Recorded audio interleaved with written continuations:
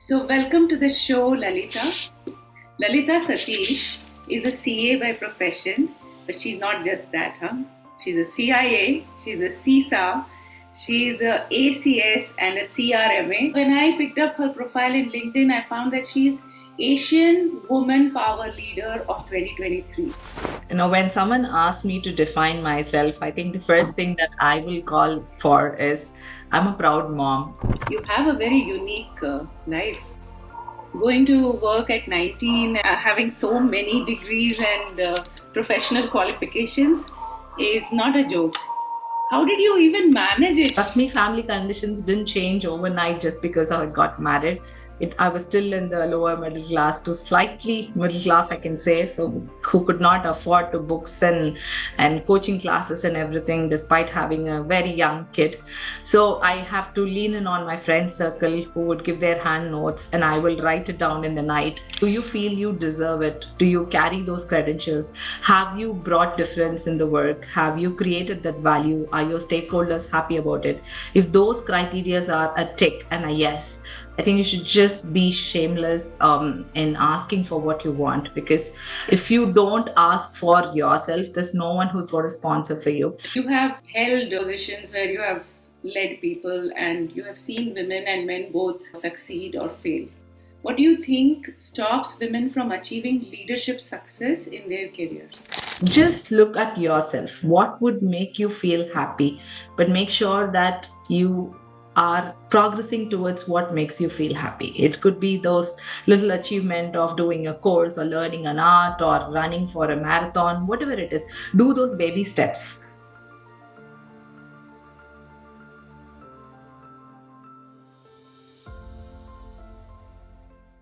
Hello and welcome to #FemPower. And I'm back with an amazing guest today. I'm still at awe from just listening to her, what all she has achieved. But before I introduce her to you, let me tell you who I am. I'm Rajat. I'm a chartered accountant and an author. I've written a book called Women, Beware of the Freaking Plot Hole. If you've not already read it, then please go ahead and pick it up in Kindle, read it, and leave your comments and your rating for the book. I would really appreciate that. So I'm also a trainer and coach, and one of the things I love to do is to bring people in front of you who have achieved beyond our imagination sometimes, or just beyond what you could imagine as achievement, and have done it in spite of all the difficulties of life. And the hope is that we can inspire others to follow their path. So, welcome to the show, Lalitha. Thank you so much for having me here, Rajat. It's my pleasure. I think this is certainly one of the best evening that I'm going to have with you for the remaining 1 hour. Thank you so much. Looking forward to it, Lalitha. So let me introduce Lalitha to you. Lalitha Satheesh is a CA by profession, but she's not just that, huh?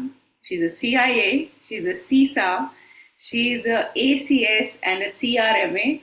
And if you want to know what these particular acronyms mean, just wait for the interview. We are going to find out. Otherwise, I'm going to elaborate them in the chat box. Besides that, the reason why I picked Lalitha up was because when I picked up her profile in LinkedIn, I found that she's Asian Woman Power Leader of 2023. I don't even know what it means, but when I talked to Lalitha, I expected her to look like Wonder Woman. Okay, so she is a Wonder Woman nonetheless. She's also a Times Woman Achiever. She heads the risk and compliance offering of Accenture globally. So she's big shot, huh? Besides that, she is the VP and board member of the Institute of Internal Auditors in Bangalore and director of Special Interest Group ISACA, which is now, okay, so Lalitha is not just into hardware audit, she's also into soft audits, which is called Information System Audit. And she's a director of the board of ISACA.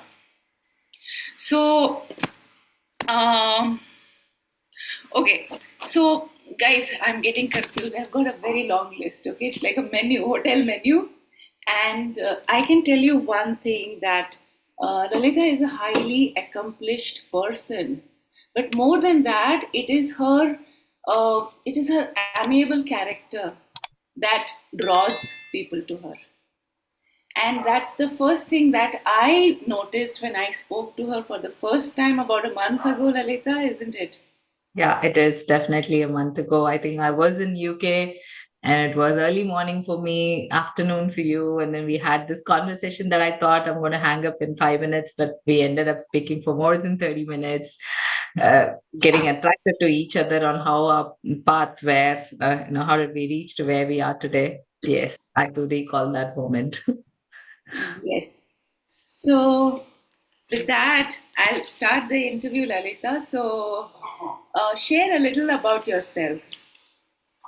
Certainly.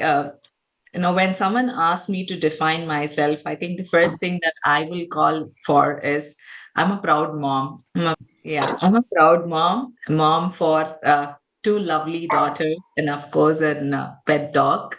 Sometimes I think I'm also a mom for my mom because of various reasons. My two daughters inspire me every day. I got married when I was just about to enter into my 19 years, and then I had my first daughter when I was 20. Life has been very kind to me by throwing me challenges at every 5 years and making sure that I put up that resilience and never show a covert face or turn back and feel down. Most important reason for saying this is because I said I have actually got married in 19, but when I started going work, it was very next day after my school, after the higher secondary school. My mom came to me and I said, "We have no other choice, but you need to go for work." And I said, I can do. And those days, I'm not sure if you're aware, we used to have these courses called typewriting and shorthand, which is not even known for now, like, and if you're a higher qualified typist who can type at an X number of characters per minute, then you are considered as the most demanded resources. So I think my mom put me into that course for some reason when I was in my ninth standard, and then I did 2 years of that, and then by 12th I was a higher qualified. So she said, "You need to make use of that skill and start earning for the company." And I said, "Where do I go and work?" So she spoke to someone in her network and put me on a bus, and she said, "This is the bus number. You board this bus, and you're going to get down at 7 stops from here, and then you look for the same bus to come back home, but in the opposite side." I did exactly that without even knowing the fact that there would be more than one bus going to the same stop and coming back to the same destination. And when someone even said that the bus that you're looking for is too crowded, there's another one that you can board, I would just not believe them because my mom did not suggest me that. So that's the level of maturity when I started to work. And then from that very first day, and now it's been like more than 26 years of non-stop, never looking back work, with, of course, in between breaks. Those breaks, I would say, have been never more than 2 3 months, but been an enriching experience of all sorts, working with various leader under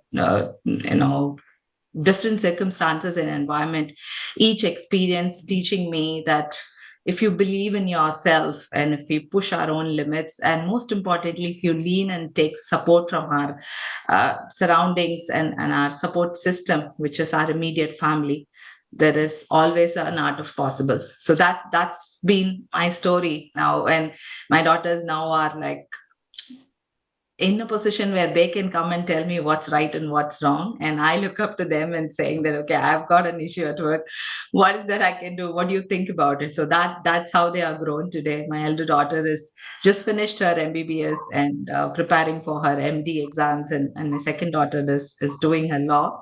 And these qualities in them, and The way that I see how they are growing and how they behave with their ecosystem makes me feel that I'm a proud mom. And of course, if I do not call out another specific individual who's been extremely influential in who I am and what I am today, is my husband.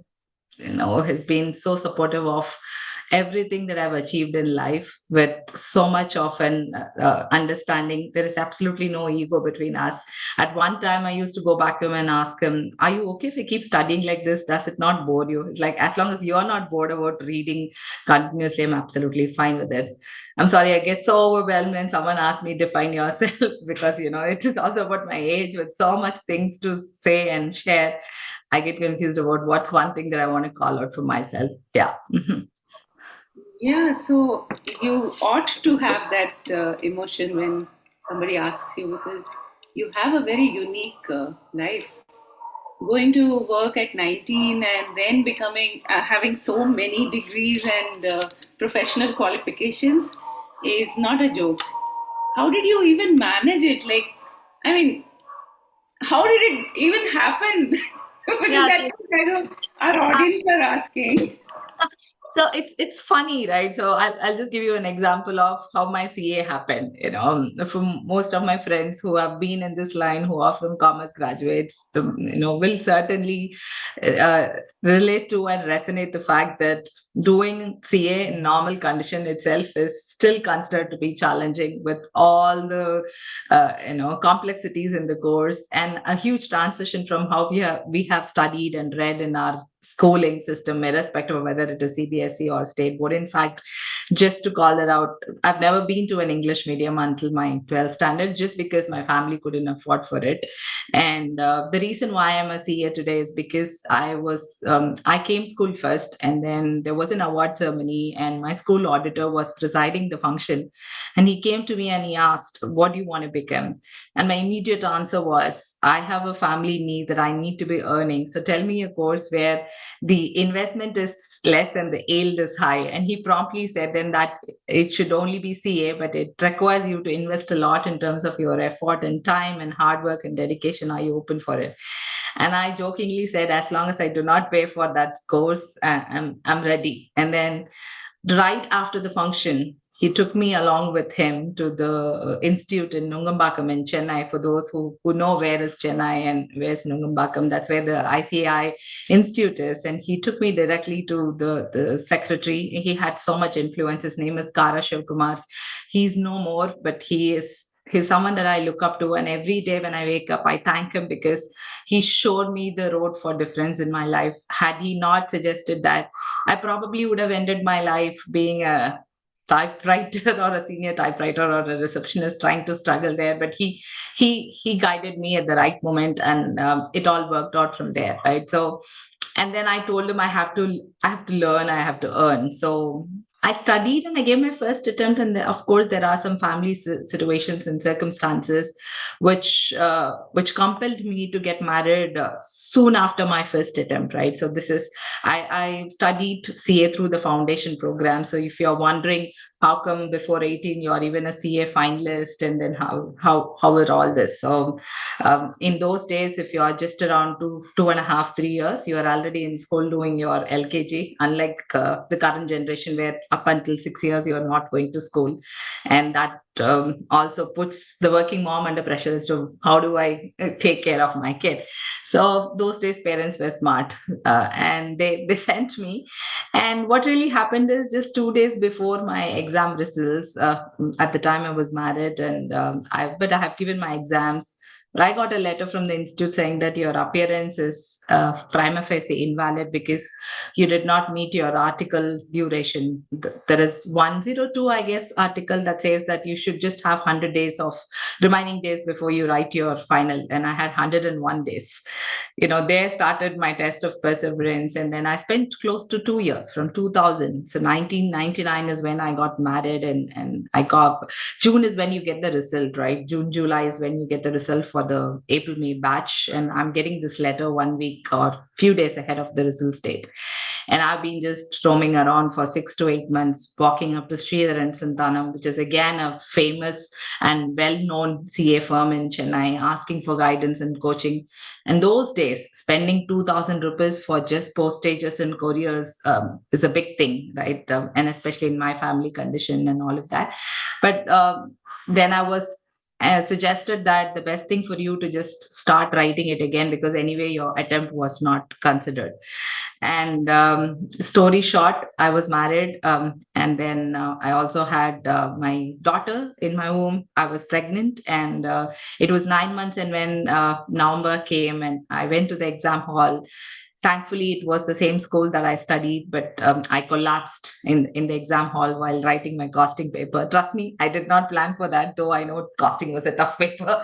It was not an act, it was real. And I fainted, and they rushed me to a nearby hospital, and they said, no, she is terribly weak and she cannot write any more exams until she delivers, and then she can't even move, she should be in the hospital. So November to December, we got a home right next to the hospital, and I was just walking to the hospital every day. And December 17th, my daughter was born. And that's the year 2000.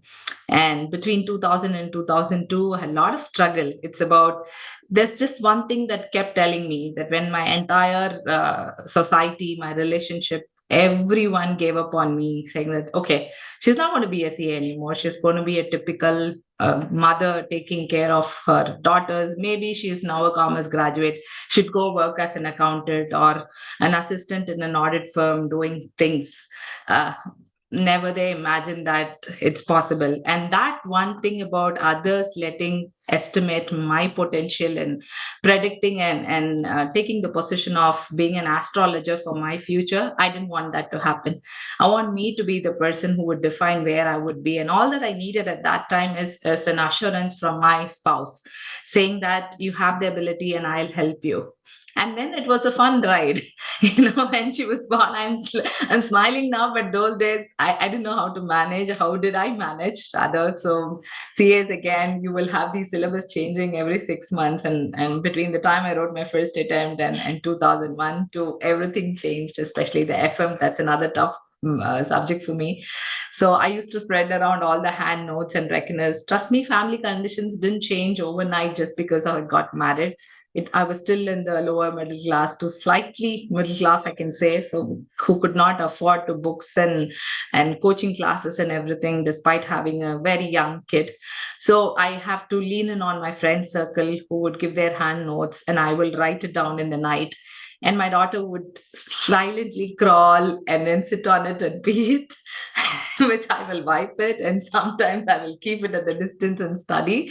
And then I would say, this is special to me because it has all your flavor in it.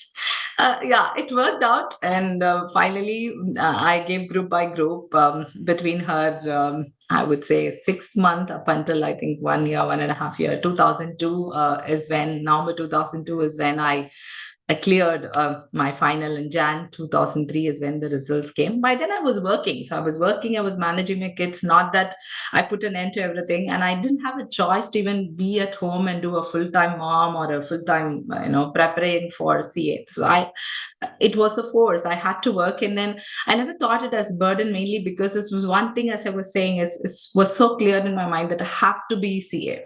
I have to be CA and come what may. And then what really happened is between those 2 years, my notes were so clear and so easy for most of my friends that the situation actually changed. So when I passed, friends would come to my home and take my notes. Of course, those was the fresh copy, not the one which had my daughter's flavor. So though I had the fresh copy made at that time. So the stationery, the Xerox business was very famous in those days, especially in T Nagar, where there is concentrated student circle and all of that. It was fun. So when this happened, I thought cracking CA with the kid with the most challenging family situation. So many things happened in those 2-3 years. I lost my dad, and and my mom didn't have work. I had a sister who was, who had to be mentally taken care of. She had some ailments since the childhood. So I was playing the role of a wife, a mother, and also the first son for my own family. And it was all too much of a mental trauma for me. And I would obviously accept it, that it was not an easy ride and it was not a walk in the park. But it gave me so much resilience and confidence. And then I thought, if I can do this, I should never stop with just this. I should continue on this path. So when my daughters grow, that they actually see, you spoke about Wonder Woman. All of us are, not necessarily that I need to have wings to fly up and high and around. It's just invisible to us. We need to know when to ignite, and what's the elevation at which I need to fly. Some days I laid low. Some days I flew very high that no one else around me can even see me. But that fluctuation was important for me. I wanted that high and low to happen in my life. So you appreciate those lows, and you stay modest when you're high. Process this because this is a lot, and it looks like it's a floodgate that has been opened. You have so much to say, and no wonder you have been recognized as Asian woman power leader, because Yeah.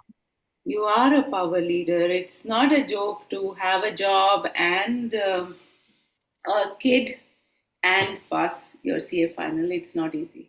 I know that because I've been through the grind. So it's not a joke. You are someone beyond my comprehension.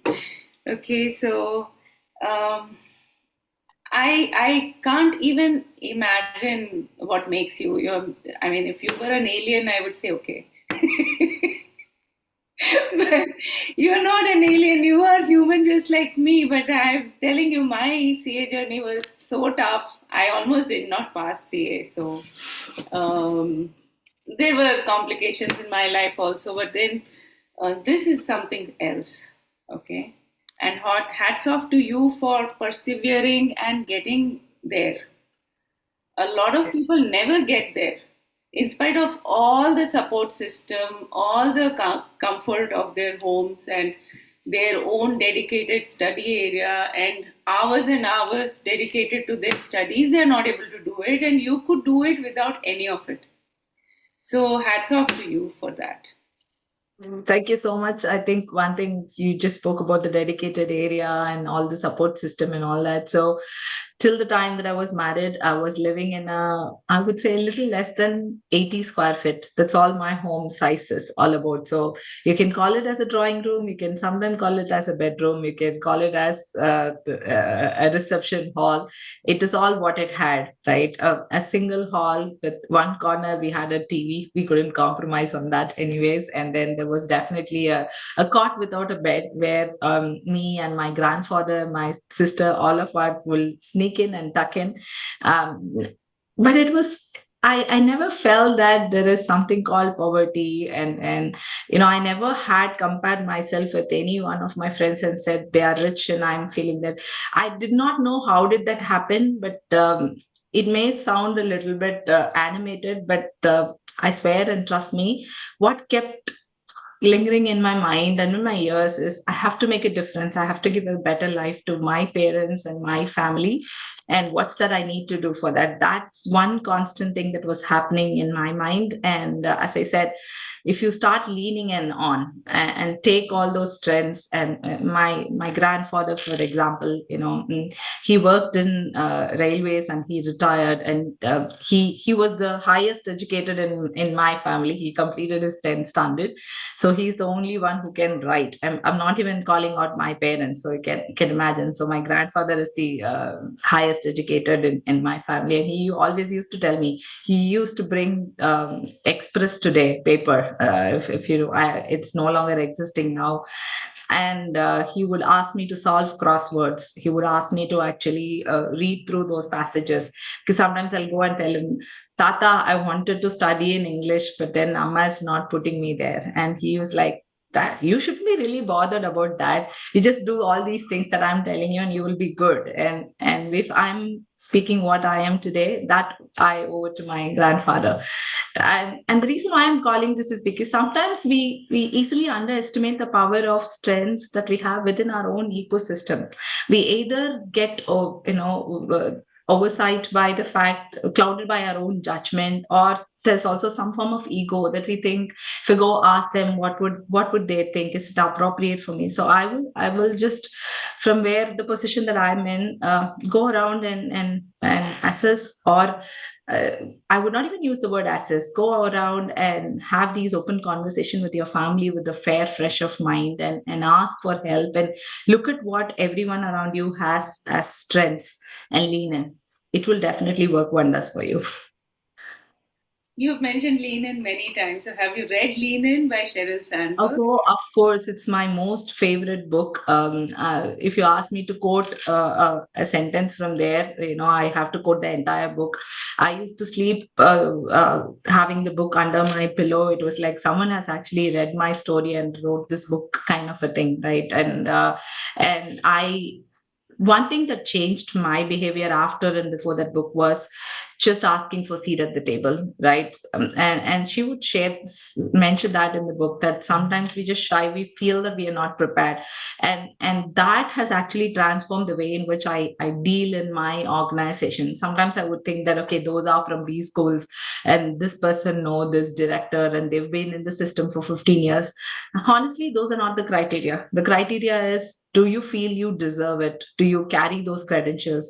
Have you brought difference in the work? Have you created that value? Are your stakeholders happy about it? If those criteria are a tick and a yes, I think you should just be shameless in asking for what you want, because if you don't ask for yourself, there's no one who's going to sponsor for you.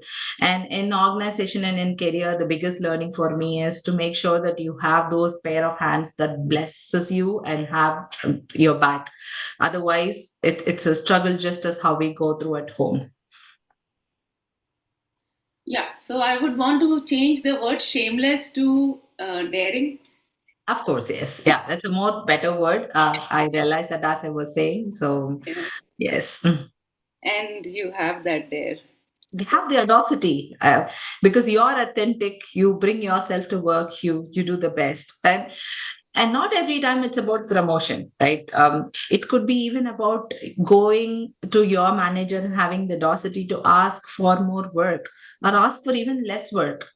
Either of it is okay. The ability to say no, the ability to put your boundaries and say, this is exactly what I think my strengths are, and I need help, I need support system.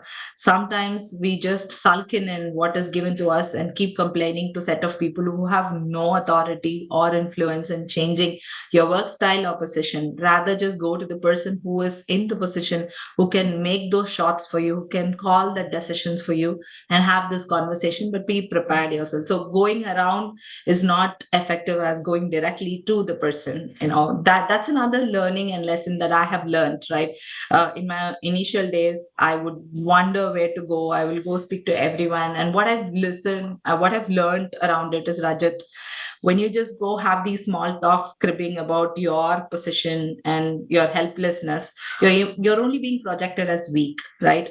Instead, you convert that as what you want and what you can do, and turn those to positive statements. It helps you to progress more positively as well. I get that. And that's a lovely smile. Thank you. All right. So um, I think you have um, said a little about this question. You've answered a part of this question. What factors contributed to your growth? But then you have so many facets to your journey that there must be a lot more to tell. So, really, what factors contributed to your growth? I think for every individual, it is the trigger point and inspiration can be different. In my case, what worked out is I always compared myself to me. I was my own comparison, and I had benchmarks as to where I wanted to see myself. And this could be combination of several things, right? It could be my personal aspirations, my professional aspiration, my family related aspirations. One small thing that worked for me, and it could work for many others too, right? I have this habit of writing down everything that I wanted to see myself for. And it's like a daily, weekly, monthly, and yearly. Right now I have these diaries that I have. This is not a journal where you write, and honestly I don't have that much of luxury and time to write, though I'd love to. It's just about those simple words that would describe my day, and how I want it to be, and a simple milestone of every aspects, financially, professionally, health. And then I also wanted to make sure that there's also a little bit of time for fine arts and music and everything. And along with my daughters, everything that I could not do in my younger days, I tried to do along with my girls, right? So we all three used to join for music classes, Carnatic music class. We used to sing and then compete with each other in the most funniest way. I know I could never compete with them. And what worked for me is changing the circumstances to your favor. So instead of saying that I don't have time to do what I want, if music is also your passion, and if you go drop your girls to class, sit next to them as another student, and that would be different. Some days they may not like me on the class for reasons, and some days I may not like them on the class for reasons. And when your teacher says you suck at it, and then your two girls are sitting next to you and your pitch does not go beyond the range, when they make fun at you, those are moments. But I think end of the day, when we come out, we joke about it. And thankfully I didn't join dance along with them. I know I can never break a leg. But yeah, we've done things together. We've done swimming together. Now at this age, I'm close to 45, and me and my daughter go to cult classes in the morning. I make sure that she stands in the first row and I'm in the second or third, so I can just exactly copy her moves while she was dancing, and we would make fun about it. So these things worked for me, where you do it as a family. And at work, I like to actually inspire more and more younger generation. I sign up for taking classes. I go teach them how to do the work, and by this way, it gets easy when you actually be very authentic and genuine to the relationship that you maintain both at work and at family. It works. So for me, factors for success is being real, and compare myself to how I was the last 5 years, how am I now, and what I want to be. And it's absolutely okay if I'm not able to, meet 4 out of the 10 that I've listed for myself, as long as those attempts were real, right? And I used to celebrate my small milestones with my entire family. I'll cook. We'll have a candlelight dinner set up in the dining room. We'll sing together. We'll enjoy together. We'll go for trips. Celebrate every small success. That's most important. It could be even a smallest milestone, right? It may be 100-gram reduction in your weight, or your ability to go without sweet for a day, or for the fact that you laughed more than any other day in the week. Those are certainly a milestone that we just do not notice. And we think achievements would always mean a bigger promotion or a salary hike, or someone coming and the entire community coming and celebrating you. Not just that, celebration is every small thing. And as you celebrate yourself for those little achievements and accomplishments, and you start to feel really good about yourself, and that feeling of wanting that more positive energy to you and spreading that to your surroundings will actually make you look for causes to celebrate, right? And it's also the other way. If I wanted to sulk and say, okay, this did not work, and my mind will start thinking about, what can I say today for not going to class, what can I say today for not being able to do something. It's okay, no one is going to notice whether my book is clean or my shelf is clean, my kitchen is clean, let it be that way, right? And as I'm saying this, Rajat, I'm not saying I'm 100% perfectionist all the day. Celebrate also your weakness in a most funnier way. My kids would not like it when I go around with the duster in my hand. They will go hide somewhere because they know that I will be on a vampire mode when I go clean the house. But yeah, it's fun. Okay. You have a lot packed in every answer. I know. I'm sorry. I'm a storyteller. And as you spoke, I was thinking that you're so inspiring. You should actually write your memoir and publish it because there is so much to learn from you. And you're a great storyteller, so you should do it yourself rather than someone else doing it for you. I would love to do it for you, okay? All right, so let's go to our next question. What do you think? So you have held positions where you have led people, and you have seen women and men both succeed or fail. What do you think stops women from achieving leadership success in their careers? I'll try to be short in this answer. It's most importantly uh, drawing our limits for ourselves and limiting ourselves by that limits.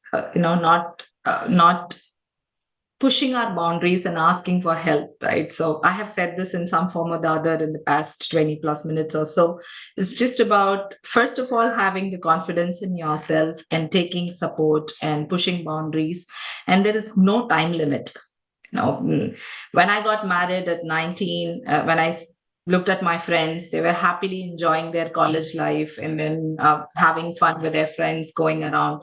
And when I was in my 23, struggling with two kids and then what exactly to do, they were just married, having their wonderful honeymoons. And then it was, I think Facebook was just getting popular those days. I don't even remember. But even seeing those albums did make me feel bad. But then every one of us have different story, different life, different environment.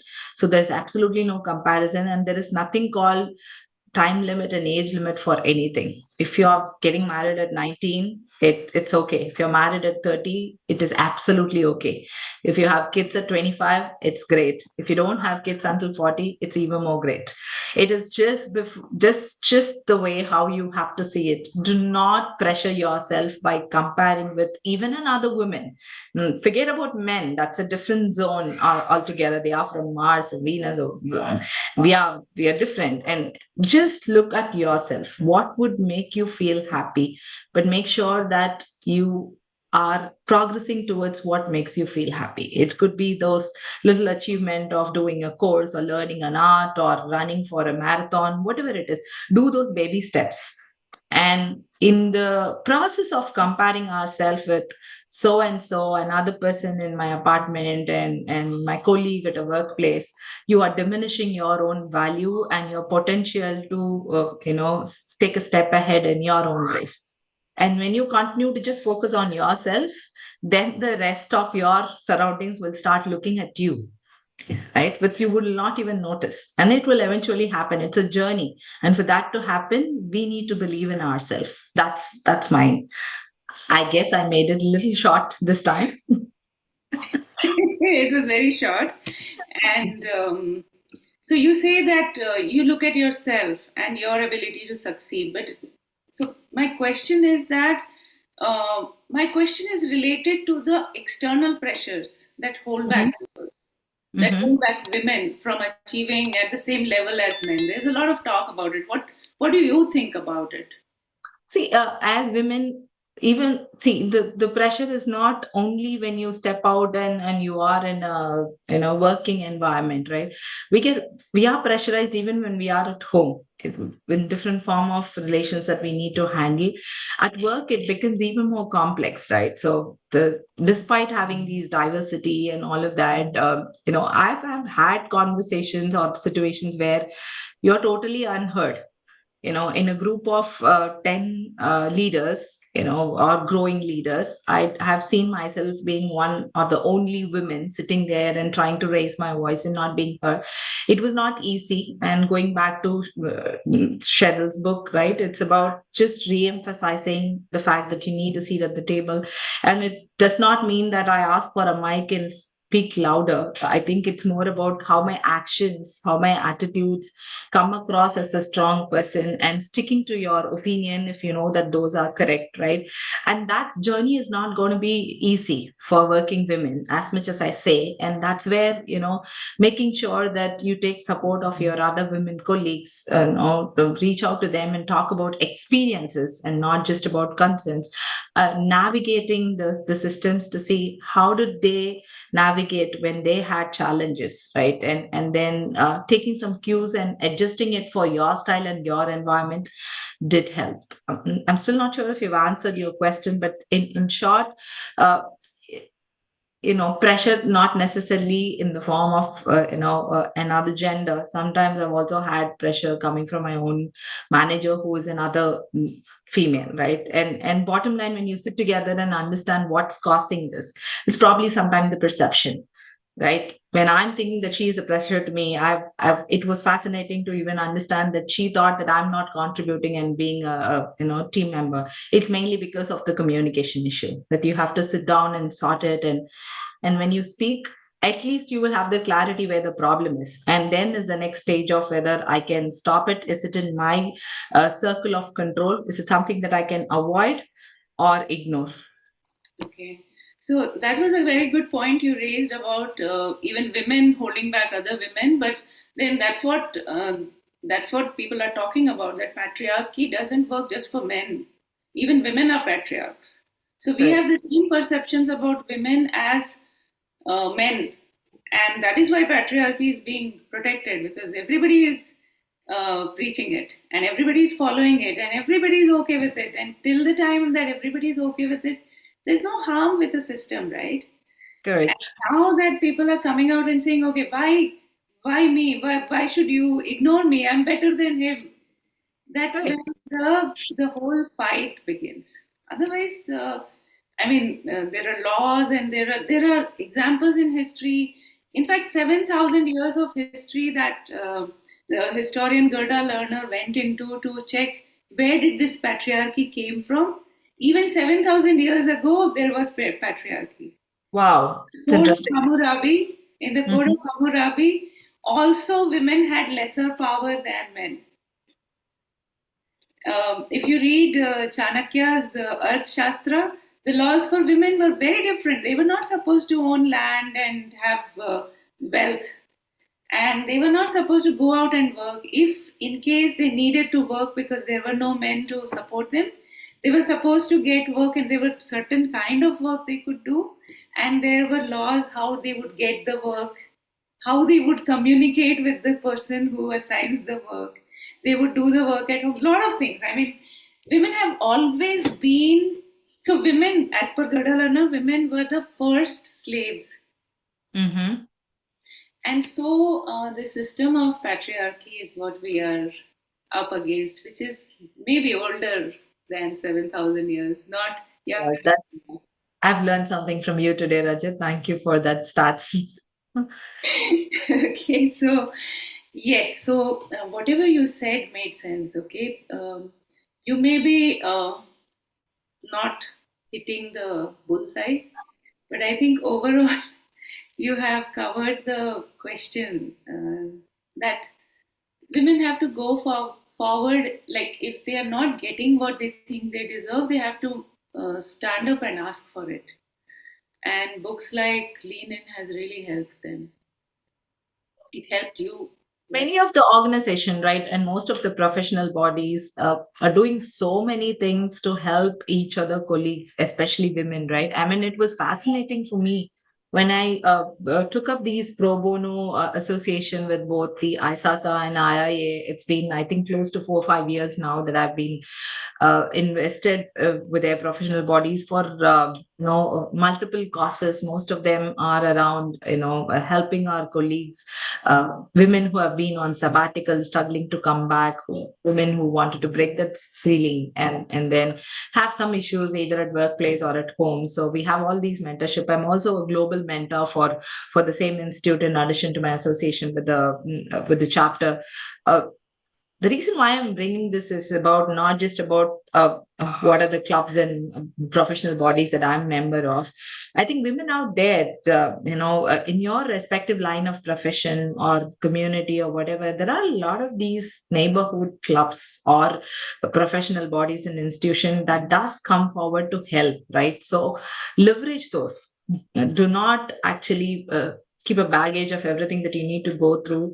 It cannot be solved by your most trusted friend all the time. You may never know that she or he is going through her or his own issues. You need professional help, and it is, when we need to take professional help, let's just break that mindset of if you go seek for counseling, it means that I have an issue. In India especially, we have to come out of that, right? So we Very need to well said. ask. Yeah, so we need to actually ask for help, ask for professional help.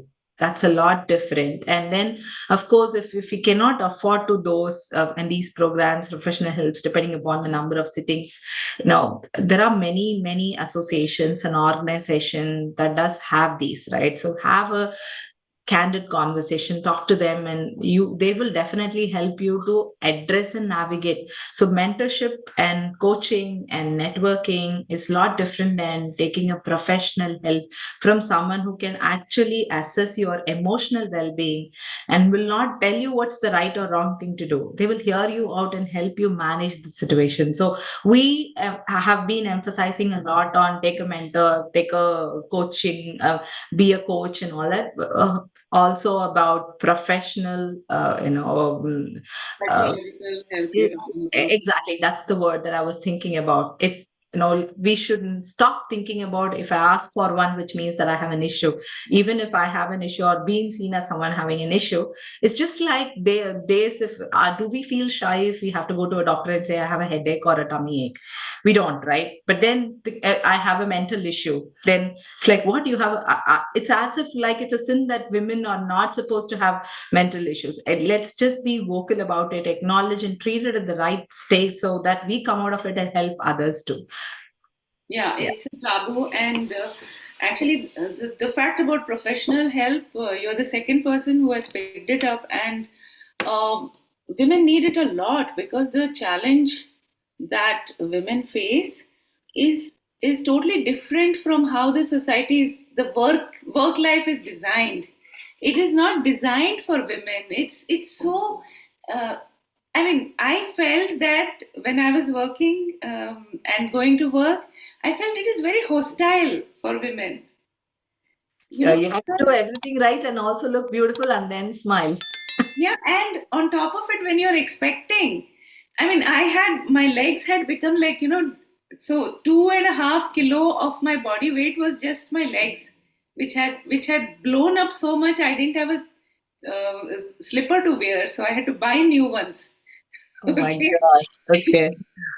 and That reminds me of a funny joke if I'm allowed to in less than 1 minute. So and during my first delivery, I weighed close to 90 kgs. Okay. And then 90s, 19 years and just about 20 years at the time of and delivery, how tall are you?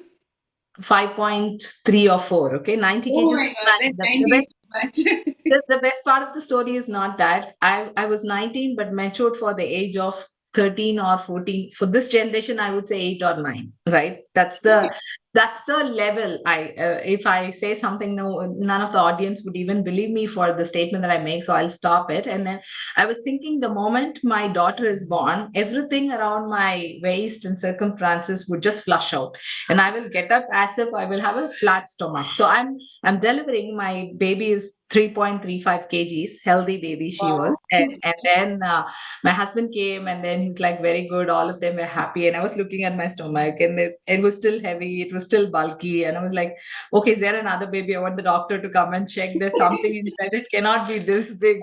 And then my husband was like, it was all the food that you ate. It's never going to go out. So it's like, those days gym or workout was not never heard of. I was just behind my daughter, and I reduced 20 kgs in the first year, just by doing that. But when you said about this swollen legs, it made me think about that funny so I was like, okay, when you get up and you deliver, it just flushes out everything. Oh my God. Thankfully, I didn't Also, feel that way for my second daughter. I was cautious enough. we are very, what to say, innocent. Yeah. I remember a lot of women actually tell me that when they had their first period, they thought they were going to die. They got cancer or something. I mean, there's nothing wrong with being innocent.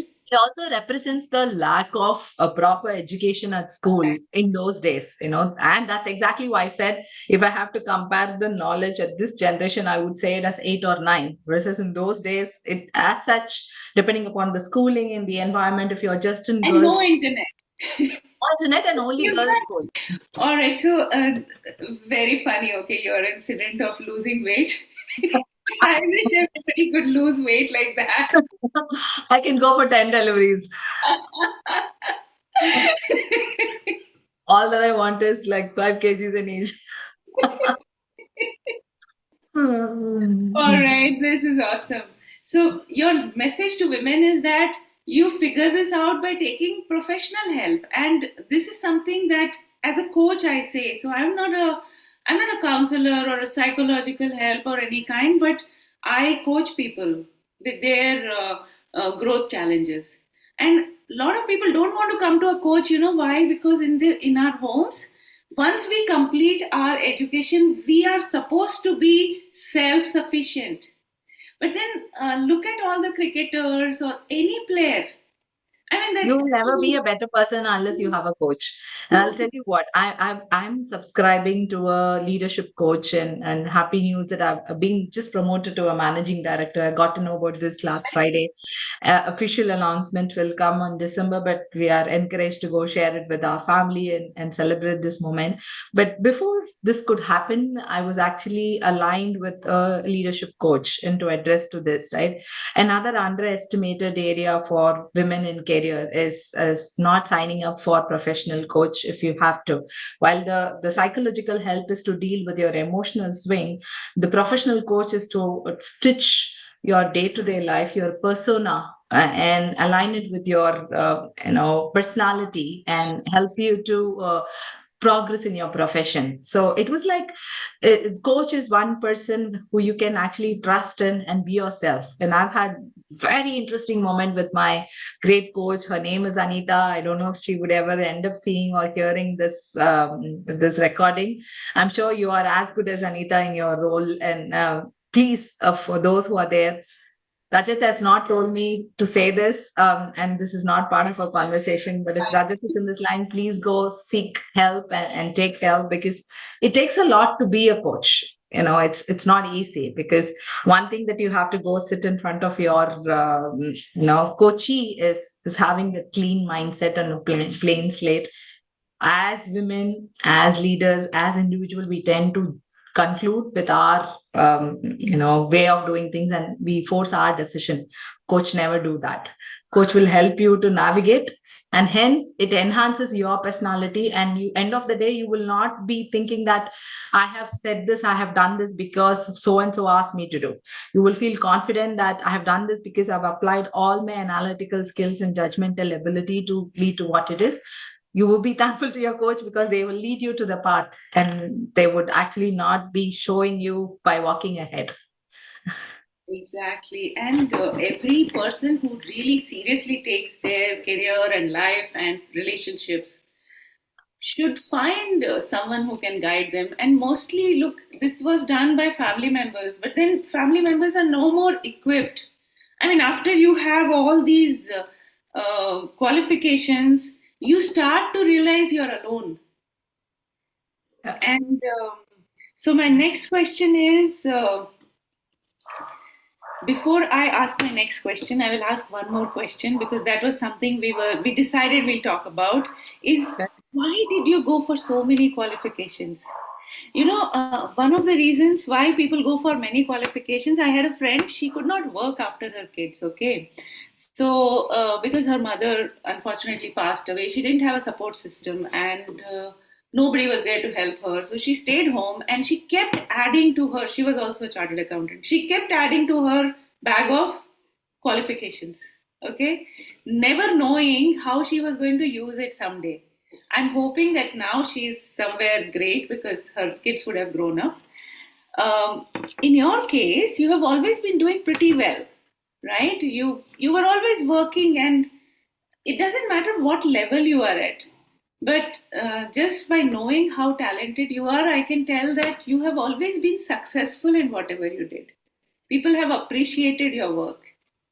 So then, what caused you to keep on asking for more? Yeah, that's a wonderful question, Rajat. And I'll start with a disclaimer. And I said this in the very beginning, if you observed me, right? A number of certification, a number of years in a work is not a direct ticket to your growth in your career, right? So I cannot go to my office and say I have a CISA certification now, promote me to the sub level, if not to the next level. That's not how it works. CISA is certified internal. What is it? Certified information system auditor. Yeah. Yeah. That's what it is, and that's more on cybersecurity and information security audits and all of that. So back to the crux of the statement that I'm making. Most of my reason for continuous certification is self validation because for every person, learning happens in different mode. Someone likes to read a book, some likes to read through browsing, some likes to read through listening. For me, reading is through certification, right? It's like because that to me is when I enroll, I get so serious, I get dedicated time, and I'm in my system, I'm able to extend those additional hours after 9 till 1 a.m. or morning 3 to 6 in a smaller window. And then it's let me say it this way. So after every certification, I apply that to my work, and I will write a lot of notes to make this most complex exam the most easy or the most approachable manner. And I make sure that in my group, at least there are 2 to 3 people who have either signed up and are struggling, are able to pass because of our teaming, or I motivate someone to write and make sure that they clear. And this has always happened. So I spoke about the latest certification, CRMA. In India, if I'm not wrong, there are less than 10 people now. I don't know if the count has increased. CRMA.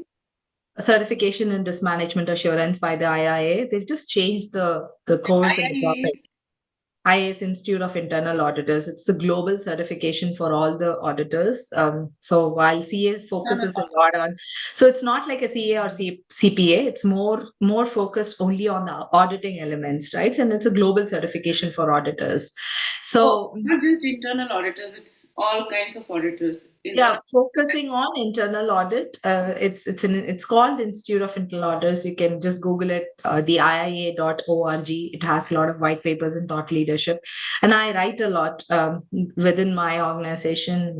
I write for journals in those professional bodies. I take classes during the weekends to colleges. There are several colleges in Bangalore. I've taken classes in MS Ramaya, Christ College in James, St. Joseph College, and this is all pro bono, right? And you asked me a question on why these certifications, and the best way for me to reflect on my learnings and education is paying back to different. So CA, still I can stick to that and learn, but I wanted to do these additional courses that are so relevant to what do I do for my profession. And interestingly, I've also learned something that has got nothing to do with my line of work. For example, I've learned French 2 years ago, A1, struggling. I know both my daughters learned French during their school days. And then I said, one day I will learn French and I make sure that you both are not, bitching about me in French or yelling at me in French or using anything. And then and then I cleared French, and I was saying that one day if I go to Paris, I'm going to be conversing in French. And last year that happened, or this year rather, the beginning of this year, I was given an opportunity to be in France, and then I was literally struggling. I could read and I can understand, but I was not able to speak. And I was just we have a group chat, a group WhatsApp group between me and my 2 daughters, and I was asking them, "What do I say for this? What do I say for this?" She was like, "Google it, ma. Just have the translator app." And then I recorded and I sent it to my daughter. She was like, "Mama, please don't say this. It's totally a different meaning." it's fun, but then we have actually had those moments too. Sometimes just learn something which got nothing to do with what you are, what you want to do, just for the sake of it. So not that every learning should have a tangible benefit. That's the essence that I want to say. But in my case, most of my certifications help me in inspiring others, the younger community. The only thing that I want to tell them is, I can do, you can do. This is important. They might have not had any certifications, have been struggling. Recently, I met a female in one of the ISACA meetings. She was struggling to clear a CISA, had some family issues, and we spoke, we created a plan, and I said, every day morning I'll give you a reminder. You will actually be surprised, Rajat. Women about 30, 35 years have so much of this aspiration and that trigger in there, that they just needed some motivation, right? Just to say, I mean, I used to this female that I'm talking about, this wonderful woman, I told her that I will not wake you up to make you study. She said she has problem getting up early because her shifts ends in the night, and she was asking, how could you do this when you are getting up early? I said you are the one who wanted to study, and you needed an alarm, right? So now you do this, that you have to wake me up. You wake me up for the next 5 days for 5 o'clock in the morning, and we just speak for 30 seconds, 40 seconds, and you go do what you want to do, and I go do what I want to do. And then from the third day, we speak about what did you do when you get up for the first one. You will not believe that, she was waking me up diligently for 13 days, exactly 5 a.m. And then she said, I want to stop this because I've got this in my system, and I will get up and I will not, I'll use that 90 minutes, seconds to brush and then get ready. So it's just that, it worked for her. Something else could work for someone else, right? So have that, be that positive change for someone else. So that's, and for me, I enjoy doing this. I've never seen this as a pressure, and that's my only source of upgrading myself.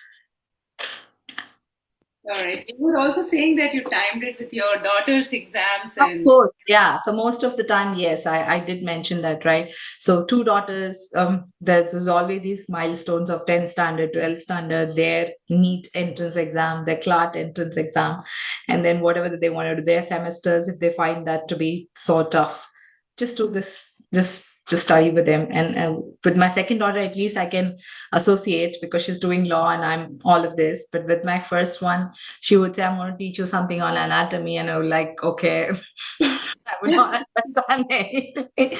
And she's like someone who always loves teaching, and she wants to teach, and she wants an active student.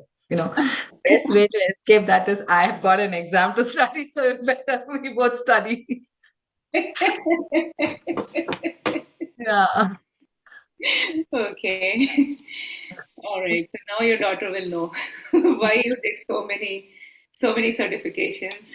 Yeah. And these are not joke. I mean, CISA, I've heard how difficult it is. I never attempted CISA because, I Of mean, I all think the I didn't. certification, Rajat, of all the certification, the most that I have actually struggled is CRMA. I've cleared in my third attempt. Okay. And I've lost by 4 marks in the first attempt and 2 marks in the second attempt. And that's when all these young generation came. I went open in the social media, in LinkedIn, in the professional group, saying that I need help, I'm struggling. And then that's when I realized that there are less than 5 people at that time who cleared this exam. Oh my God. Okay.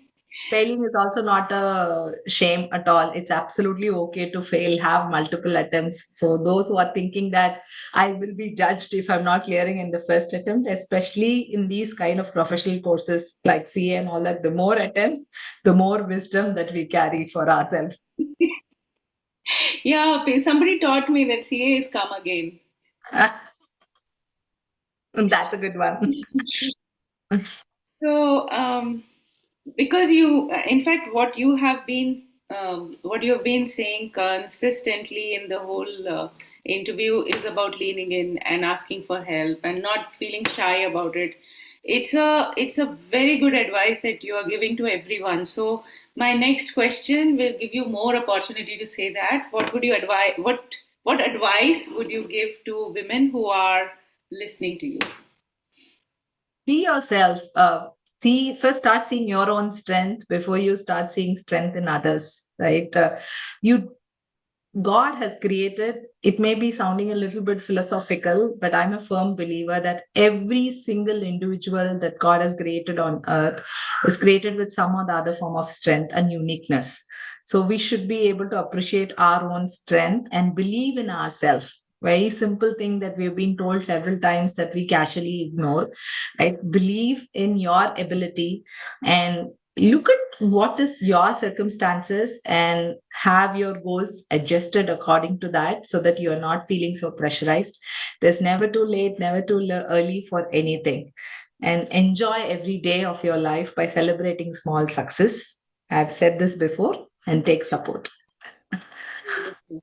Beautiful. Uh, so, my last question to you: what are your future plans?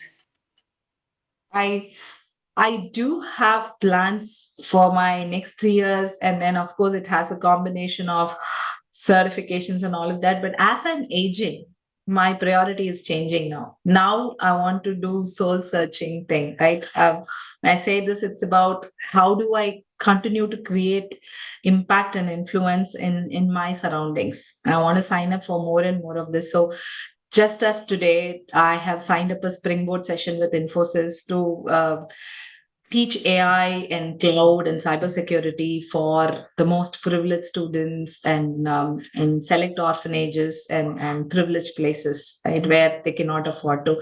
So I think for my next 3 5 years, I wanted to spend more or additional time in courses that I can better relate and feel complete, because I think I would not say I have achieved everything in professional career. That will continue. That's a rat race. That will happen, and I will continue for that to happen. But I wanted to make a meaning for my existence after this for the next 10 years, and at the same time, I'm focusing more on how do I enhance my quality time with whenever I'm at home, right? Doing so, I have this habit of thinking about 10 different things at the same time. More to do with 8 a.m. finish this, 9 a.m. finish this. I want to limit that and spend a lot with just living the moment with the family, with quality time. So my future plan is more about being a better human being than what I am. Not that I'm not one now. It's just continuing to be better and better and give back to people. Definitely, there are so many who was wanting our help in some form or the other. So just do your bit. Okay, that's a great future plan. Yeah. And with that, we come to an end of our conversation. But I guess there was so much more we could have spoken about. I don't feel like letting you go, but Uh, And I felt about this as an interview. You could definitely relate to this or feel this, Rajat. I felt like bringing my authentic self to this conversation and make it real. I didn't use any, I could not even think of jargons which are super complex to understand because we're all so real. And every one of us wanted to really understand how it happens to another women like us. Right. So thank you for giving me that opportunity to come in and discuss and share my experiences. I hope for those who are listening, it's definitely interesting, if not inspiring, and I hope you are able to take something out of it and make a difference. yes, definitely. It's very inspiring, not just interesting. And it was an honor to interview you. And I have to say that hats off to you. You have amazing skills and you have made the best use of it. And in difficult circumstances. And that can can be inspiration for many. So your story should be told many, many times over. I'm honored and humble. Thank you so much, Rajat. Thank you so much for coming to the show. And guys, if you have liked what you saw, please like, share, and subscribe. Leave comments so that I can read it. Both of us can read it and respond to it. We would love to read your comments. So please go ahead. What are you waiting for? Bye bye. See you next time. Thank you all.